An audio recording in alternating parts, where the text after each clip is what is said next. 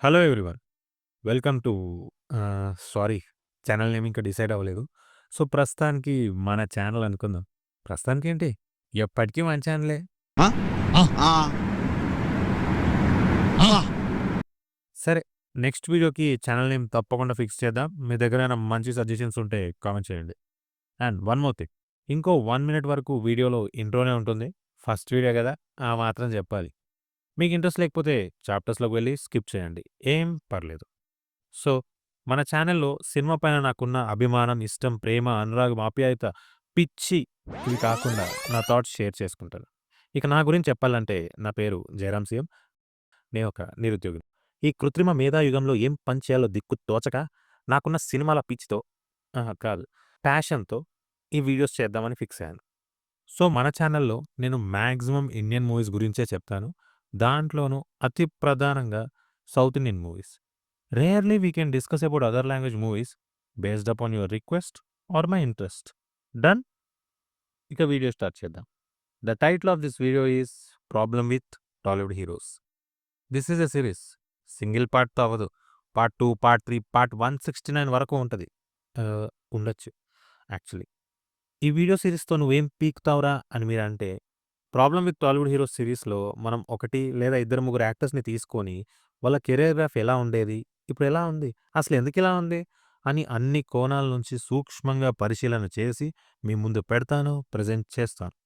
So, so so once again 'problem with Tollywood heroes' featuring Sharwanand and Siddu Jonnalagadda. Why Sharwanand, Siddu? ఇద్దరికసలేం సంబంధం లేదు గదా! అని మీరనొచ్చు. మీరలా అనాలనే ఈ వీడియోకి వాళ్ళిద్దరిని చూజ్ చేసుకున్నా. ఏంట్రా 4 బిల్లు తెచ్చుకో సిగ్గుపడి అయ్ బాబోయ్! యాక్చువల్లీ వీడియో లెంత్ పెంచడానికి అని అంటారా? అది కాదు. నాయక్ వదిలే తెలీదు కుర్రాడు. వీళ్ళిద్దరూ నాకు నచ్చిన యాక్టర్స్. లైక్ వీళ్ళు చేసిన హార్డ్ వర్క్‌కి తగ్గ రిజల్ట్ రాలేదేమో అని నా ఫీలింగ్. అండ్ వీళ్ళ ఇద్దరికి ఒక స్మాల్ సిమిలారిటీ ఉంది. అదేంటో నేను తర్వాత చెప్తాను. ఒకవేళ మీరు ఫిగర్ ఔట్ చేస్తే కింద కామెంట్ చేయండి. ఇండస్ట్రీలోకి శర్వా అన్న, సిద్దు అన్న కంటే 5 ఇయర్స్ ముందే వచ్చారు. అండ్ ఇద్దరు ఫస్ట్ చిన్న చిన్న క్యారెక్టర్స్ చేశారు. ఆ తర్వాత హీరోగా మంచి సక్సెస్ చూసారు. అండ్ ఇప్పుడు కెరియర్‌లో కొంచెం స్ట్రగుల్ అవుతున్నారు. ఏంటి ప్రాబ్లమ్ మరి? పొటెన్షియల్ లేదా అంటే, నన్నడిగితే మంచి ఏ క్లాస్ యాక్టర్స్ వీళ్ళిద్దరు. So, where lies the problem? ముందు శర్వానంద్ ఇండస్ట్రీలోకి వచ్చాడు కాబట్టి అన్నతోనే స్టార్ట్ చేద్దాం. Sharwanand Myneni, grandson of the great Myneni Hariprasadarao. Hariprasad గారి గురించి నెట్‌లో ఇన్ఫో ఎక్కువ లేదు. బట్ నాకు తెలిసిన వరకైతే he is a good man and decent celebrity. Also he holds a Padmashri. ఇంతకు మించి ఏం తెలీదు. బట్ ఒకసారి బాలయ్య బాబు 'అన్‌స్టాపబుల్‌లో' మా సీఏ మనవడు అన్నారు. అంతే. వద్దు నీకు తెలియని ఒక విషయం చెప్తాను. బెజవాడ అంతే తెలుసు కదా, తెలుసు ఫుల్ అబ్బరు కదా అబ్బరు. మనోడు అదే టైప్. మీరేంటి సార్ శర్వా అన్న పుట్టింది బెజవాడలో అయినా పెరిగిందంతా మన భాగ్యనగరంలోనే. స్కూలింగ్ బేగంపేట్ హెచ్‌పీఎస్‌లో చేశారు. అక్కడే మన చరణ్‌ని, రానాని కలిసాడు. ఫ్రెండ్‌షిప్ చేశారు. ఆ తర్వాత సికింద్రాబాద్ వెస్లీలో బీకామ్ కంప్లీట్ చేసి ఇండస్ట్రీలోకొచ్చాడు. సారీ, అప్పటికే వచ్చేసాడు. ఫస్ట్ చిరంజీవి గారితో ఒక థమ్స్ అప్ యాడ్‌లో యాక్ట్ చేశాడు.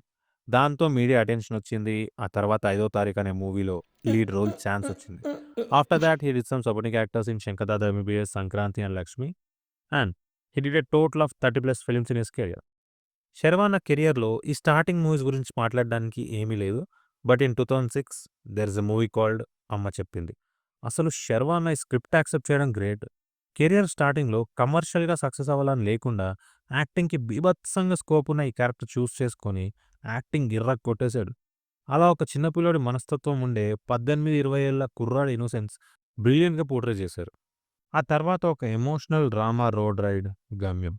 ఈ మూవీలో శర్వాన్ యాక్టింగ్ గురించి చెప్పాలంటే లాస్ట్ క్లైమాక్స్‌లో అభిరామ్ జానకిని కలవడానికి చేసిన ఈ ప్రయాణంలో ఎంత ప్రపంచం చూశాడో చెప్తాడు.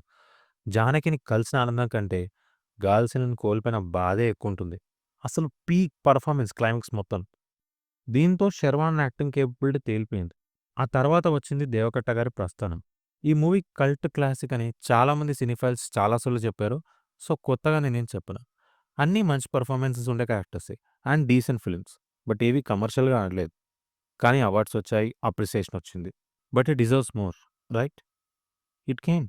ఆఫ్టర్ 3 ఇయర్స్ ఆఫ్ ప్రస్థానం రిలీజ్ ఒక డైరెక్టర్ వచ్చి అన్న తలుపు తట్టాడు. స్క్రిప్ట్ చెప్పాడు, మీరే చేయాలన్నాడు.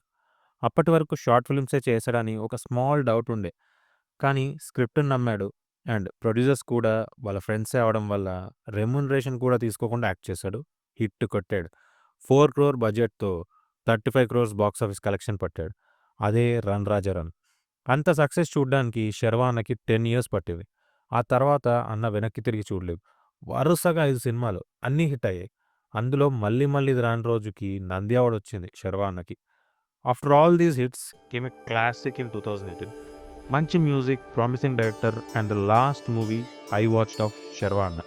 It's none other than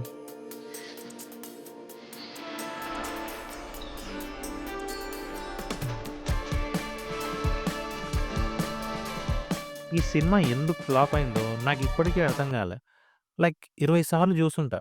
okay. ఇది బ్లాక్ బస్టర్ మూవీ కాకపోవచ్చు. మరీ ఫ్లాప్ అయ్యేంత బ్యాడ్ అయితే అస్సలు కాదు. నాకైతే ఈ మూవీ చాలా ఇష్టం. Story, dialogues, music everything fresh ఉండే. సరే కొంతమంది అన్నట్టు ఆ ఇంటర్వెల్‌లో చీప్ గ్రాఫిక్స్ ఒకటి, అలాగే సెకండ్ హాఫ్ వైశాలి ఎందుకలా చేస్తుందో ముందే ఆడియన్స్‌కి రివీల్ చేస్తే బాగుండేదన్నారు. But I strongly disagree here. మనం హీరోకి రూట్ అవ్వడానికి అలా చేశారేమో అనిపించింది. క్లైమాక్స్‌లో I felt the same pain when Ajay revealed the disorder to Surya and he realized why she did that అని. ఎట్ ద ఎండ్ నాకైతే నచ్చింది. ఏమైనా ఎమోషనల్ అయ్యానా? ఓకే. లేదులే. చాలు. ఈ మూవీ తర్వాత 'శర్వా' అన్న 5 మూవీస్ చేశాడు. లిటరల్లీ నాకు ఇంట్రెస్ట్ పోయింది. నాకర్థం కాలేదు. అసలు ఏమైందని? స్క్రిప్ట్ సెలక్షన్ బ్యాడా? ఆర్ ఎగ్జిక్యూషన్‌లో ఎక్కడైనా పోయిందా అని? అండ్ హానెస్ట్‌లీ నేను మూవీస్ ఏవి చూడలేదు. So, I can't comment about story or performances. Then ఎలా మాట్లాడతావు బ్రో నువ్వు అట్లా అంటే, ఐ విల్ సే దట్ ఈ మూవీస్ నాకు కనీసం చూసే ఇంట్రెస్ట్ కూడా కలిగించలేదు. See I am not any regular cinephile. అన్ని మూవీస్ చూడను. ఈదర్ ఎవరైనా నాకు రికమెండ్ చెయ్యాలి. లేదా ఆఫ్టర్ రిలీజ్ మౌత్ పబ్లిసిటీ వల్ల నా చెవిలో పడితే అప్పుడు I will take a look. And after thought it solely depends upon the movie. Movie start అయిన 10 మినిట్స్‌లో స్టోరీలో నేను ఇన్వాల్వ్ కాకపోతే నేను ఆ మూవీని అంత ఎంజాయ్ చేయలేను. సో, ఈ 5 మూవీస్ నాకు అలానే అనిపించాయి. Sorry if it hurts anybody. This is just my opinion. And cinema అంటే నాకొక మంచి ఎంటర్‌టైన్‌మెంట్. ఒక 3 అవర్స్ అన్నీ మర్చిపోయి చిల్ అవుతాను. ఓకే. ఆఫ్టర్ దీస్ 5 మూవీస్ 'శర్వాన' ఒక మంచి మూవీ తీశాడన్నారు. అదే 'ఒకే ఒక జీవితం.' చాలామంది చాలా సార్లు రికమెండ్ చేశారు. బట్ నాకే చూసే మూడ్ అండ్ టైం లేకుండే.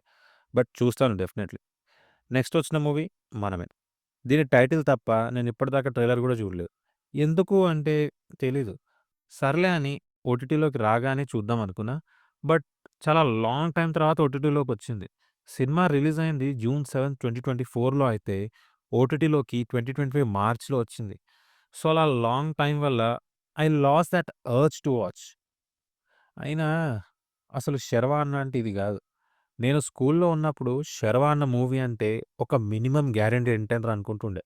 సింపుల్‌గా నాకు గుర్తున్న ఒక ఎక్స్‌పీరియన్స్ చెప్తా. అవసరమా అధ్యక్ష? అంటే అవసరమే. అది 2016 జనవరి మాసం సంక్రాంతి సమయం. నేనప్పుడు 9వ తరగతి చదువుతున్న ఒక బచ్చాగాడిని. On 13 January 2016 'Nannaku Prematho' release అయింది. ఎన్టీఆర్ అన్న మూవీ, పైగా జగపతి బాబు గారి విలన్ రోల్. టీవీలో ట్రైలర్ కూడా ఇంట్రెస్టింగ్‌గా ఉంది. సో, థియేటర్‌లో చూద్దామని ఫిక్స్ అయ్యి, మా అమ్మ కాళ్ళు గడ్డాలు పట్టుకొని బతిమాలితే, రేపు, ఎల్లుండి అని చెప్పి పోస్ట్‌పోన్ చేసి, ఒక 5 రోజుల తర్వాత తీసుకొని పోయింది. థియేటర్‌కెళ్ళి చూస్తే హౌస్‌ఫుల్. నాలో మెల్లిగా బాధ కంపడం స్టార్ట్ అయింది. సర్లే అని కాంప్రమైజ్ అయ్యి, పక్క థియేటర్‌లో 'సోగ్గాడ చిన్నైన' కూడా బావుందంటే అక్కడికి వెళ్ళాం. అది హౌస్‌ఫుల్. చలో ఇంకో థియేటర్‌లో 'బాలయ్య బాబు డిక్టేటర్' ఆడుతుంది. అక్కడికి వెళ్ళాం. అది హౌస్‌ఫుల్. అరే ఏంట్రా ఇది మా ఊర్లో ఉన్నవే 4 థియేటర్లు, అందులో 3 హౌస్‌ఫుల్స్ ఏంటనుకోని, ఛ! నా బ్యాడ్ టైమ్ అని ఫుల్ డిసప్పాయింట్‌మెంట్‌లో సైలెంట్‌గా మా అమ్మ చెయ్యి పట్టుకొని నిల్చొనున్నా. మా అమ్మ చూడలేక ఏదో మూవీ చూయిద్దాం ఎదవకని ఆ లాస్ట్ థియేటర్‌కి తీసుకొనెళ్ళింది. అందులో 'ఎక్స్‌ప్రెస్ రాజా' మూవీ ఆడుతుంది. టికెట్స్ కూడా అవైలబుల్ ఉన్నాయి. తీసుకొని వెళ్లి కూర్చున్నా. అప్పటికే టైటిల్స్ కూడా అయిపోయి, ఆ డాగీ కిడ్నాప్ సీన్ స్టార్ట్ అయింది. అంత బాధలో వెళ్లి ఎండ్ వరకు నవ్వుతూనే ఉన్నా. మ్యాడ్ ఉండే సినిమా మొత్తం. అప్పటికే 'రన్ రాజా రన్', 'మళ్ళీ మళ్ళీ రాను రోజు' సూపర్ హిట్ అయ్యాయి. And this is a hat trick. అలా 'శర్వా' అన్న అంటే మంచి యూనిక్ కాన్సెప్ట్స్ ఉండే ఫిల్మ్స్‌తో కమర్షియల్‌గా ఎంటర్‌టైన్ చేస్తాడని నమ్మకం వచ్చేసింది. But after those 5 movies I last that hope on him. అందుకే ఆ లాస్ట్ 2 మూవీస్ బాగున్నాయన్నా గానీ చూసే మూడ్ రాలేదు. See 'Sharwana' was never failed as an actor. Even flop అయిన మూవీస్‌కి కూడా 'శర్వాన' యాక్టింగ్‌కి అప్రిసియేషన్ వచ్చింది. But like I said in the beginning he deserves more. నాకైతే అన్నను ఒక మంచి గ్యాంగ్‌స్టర్ మూవీలో చూడాలని ఉంది. With some grey shades like 'Martin Scorsese' movie. But right now 'Sharwana' చేస్తున్న 'బైకర్ అండ్ నారి నారి నడుమ మురారి' పైన కొంచెం హోప్ ఉంది. ఈసారి ఇంకా గట్టిగా కొడతాడని. ఎందుకు అనంటే, ఒకటి 'బైకర్' ట్రైలర్ అండ్ 'బైకర్‌లో' అన్న లుక్. కాన్సెప్ట్ అండ్ లుక్ అయితే ఫ్రెష్ ఉన్నాయి. నాకు గుర్తున్నంత వరకు pure dirt bike racing drama మన తెలుగులో అయితే రాలేదు. సో, స్టోరీ కూడా మనకి రిలేటబుల్‌గా ఉంటే హిట్ గ్యారంటీ. నెక్స్ట్ 'నారి నారి నడుమ మురారి'ని డైరెక్ట్ చేస్తుంది 'సామాజ వర్గమన' ఫేమ్ రామ్ అబ్బరాజు గారు and story by Bhanu Bhogavarapu. So, మళ్ళీ వీళ్ళిద్దరి మ్యాజిక్ రిపీట్ అయితే ఇంకో సూపర్ హిట్ ఖాయం. అండ్ అట్ లాస్ట్ 'శర్వాన' ఇంకా మంచి మూవీస్ తీయాలి. అవి బ్లాక్ బస్టర్స్ అయ్యి అన్న డిజర్వ్ చేసేంత స్టార్డమ్ రావాలని కోరుకుంటూ బాయ్ బాయ్. ఏంటి వీడు స్టార్టింగ్‌లో ఇంకా థంబ్‌నెయిల్‌లో ఫీచరింగ్ 'శర్వానంద్ అండ్ సిద్ధు జొన్నలగడ్డ' అని చెప్పి ఇప్పుడు బాయ్ అంటున్నాడా ఏందంటారా? ఆల్రెడీ వీడియో చాలా లెంత్ అయిపోయింది. సో, ఇప్పుడు నడుస్తున్న ట్రెండ్ ప్రకారం సిద్ధన్న గురించి పార్ట్ 2లో చెప్తాను. సో, ఆ వీడియో మిస్ అవ్వకూడదనుకుంటే సబ్స్క్రైబ్ చేసుకోండి. And yeah! ముందు చెప్పినట్టు వీళ్ళిద్దరికీ ఉన్న ఒక సిమిలారిటీ ఏంటో కూడా నెక్స్ట్ పార్ట్‌లోనే చెప్తాను. ఒకవేళ మీకు ఈ పాటికే తెలిసిపోయి ఉంటే కింద కామెంట్ చేయండి. నెక్స్ట్ వీడియోలో షౌట్ ఔట్ ఉంటుంది. And also channel name suggestions కూడా కింద కామెంట్ చేయండి. Thank you and see you all guys in my next video.